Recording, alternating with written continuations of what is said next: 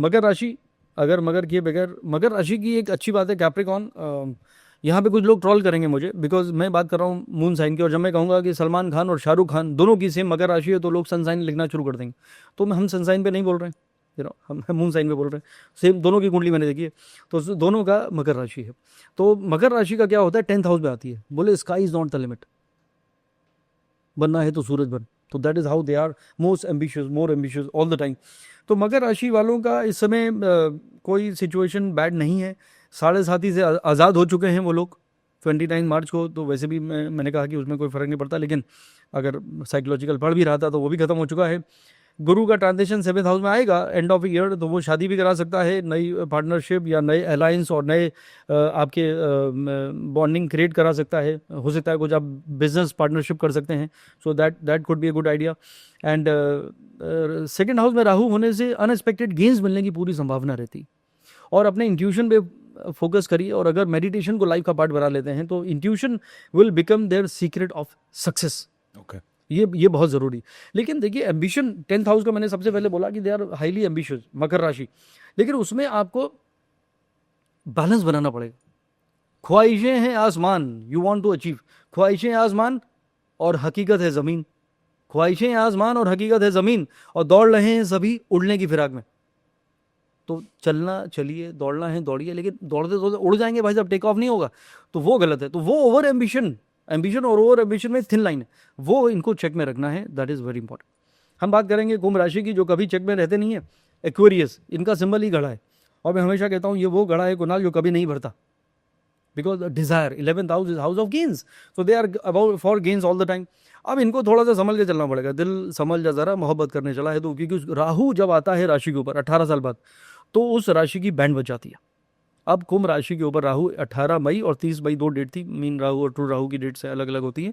ये 1.5 साल मतलब छोटी छोटी चीज़ें उनको परेशान कर सकती है, मतलब it is going to be depressing time, reason और नो रीज़न, ना कोई वजह थी ना कोई ख्याल था, बेवजह थी बेख्याल था। So they will find a reason, perceive a reason, create a reason और फाइंड ए रीज़न। तो यही करने वाले हैं। ऐसे में डिवोर्स दे अभी मीन राशि वाले दे चुके हैं कई लोग, जॉब छोड़ दी, बिजनेस में पैसे लगा दिए, सब all wrong decision at the wrong time. तो ये 1.5 साल इनको निकालना पड़ेगा 2 जून तक, उसके बाद फिर थिंग्स विल बिकम बेटर, वैसे भी तब तक एक्सपीरियंस मिल ही जाएगा। और गुरु इनके 5th हाउस में आया हुआ है, which is a very good transition of गुरु। 7.5 अभी भी चल रही है, स्ट्रेस है कि रिस्पॉन्सिबिलिटी, उससे पीछे मत हटिए। सिंह ये जो कुंभ राशि इनका रूलर शनि है, तो शनि न्यायाधीश है, अपने कर्मों पे ध्यान दीजिए, जो नीडी हैं पुअर हैं दूसरों की मदद करिए। और वैसे भी कहा जाता है जो इंसान ज़रूरतमंद की मदद करता है ऊपर वाला उसकी मदद ज़रूर करता है। तो what ever goes around comes around, तो आप थोड़ा सा चैरिटेबल हो जाइए, तो ये सब करना चाहिए। ज्योतिष में तो दान और सबकी परंपरा है ही, तो ये मुझे लगता है कि शनि के बताए हुए रास्ते पर चलेंगे तो then it will be all good. Relationship में तवज्जो रखनी पड़ेगी, because there is a lot of scope of some misunderstanding for no reason.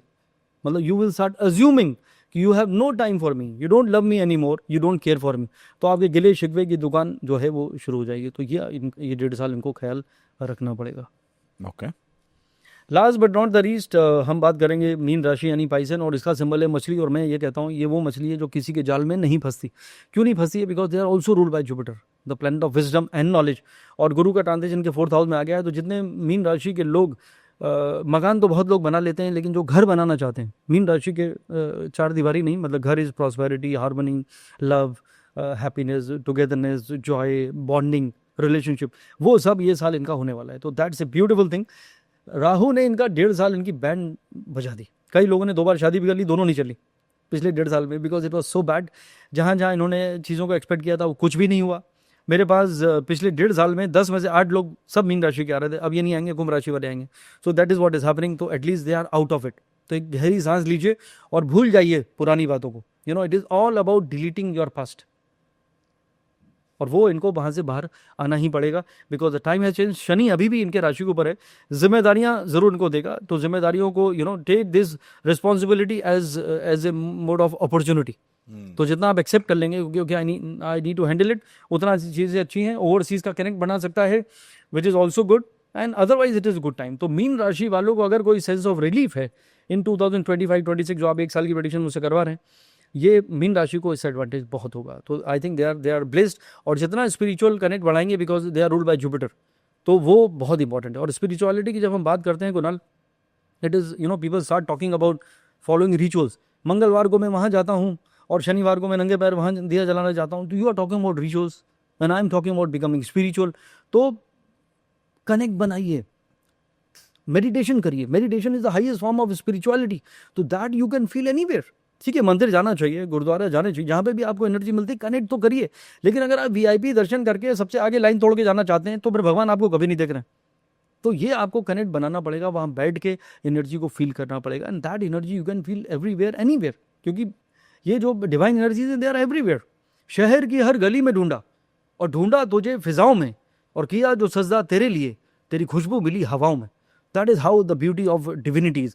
तो that I think they need to inculcate. And वो जो जितना भी इनका स्ट्रेसफुल और डिप्रेसिंग टाइम था, that is good news that is all over. Wow. Japanese में एक वर्ड है इकागाई। इकिगाई। तो ikigai is finding a purpose of life. तो वो पर्पस अगर आप ढूंढ के कुछ अपने लिए, कुछ परिवार के लिए, कुछ अपनी कम्युनिटी के लिए, फिर कुछ ह्यूमैनिटी के लिए, फिर अपने नेशन के लिए, फिर इस वर्ल्ड के लिए कुछ अगर आप करना चाहते हैं, वो एक पर्पस है, वो आपको आगे लेकर जाता है।